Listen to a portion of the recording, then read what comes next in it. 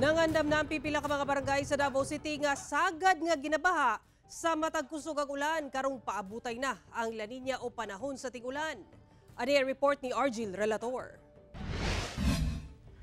Nangatumpag ang mga gabyon sa Davao River nga sakop sa Purok 27, Barangay Maa, Davao City, atul sa pagbaha ni adtong katapusan sa Enero. Butang nga gikabalak-an karon sa residenteng si Rogelio kinsa nagpuyo duol sa sapa. Magay na problema kay na mo rin nga kay perting kusuga pa sa tubig diri og mo magbaha og kusog.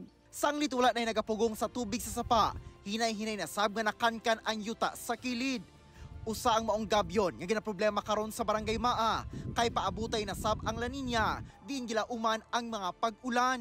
Naghimong report sa City Engineer's Office ug sa DPWH which is niresponde po sila ila dang inspeksyon.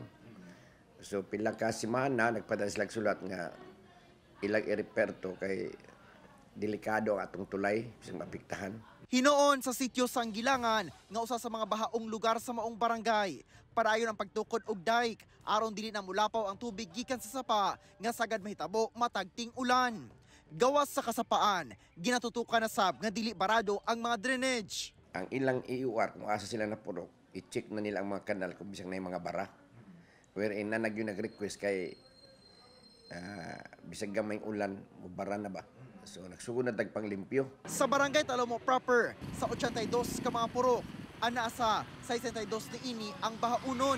4 times a week matud pa nga nagapanglimpyo ang ilang canal brigade sa nagkadaiyang purok aron masiguro nga walay bara ang agianan sa tubig. Pag once mag-ulan lang og 1 hour, ang flooded area namo is Ulas, Teachers Village, all over Bangkal area. Hinoon sumala sa pag-asa, posibleng masinati ang La Nina sa sunod bulan nga mulungtad sa Agosto.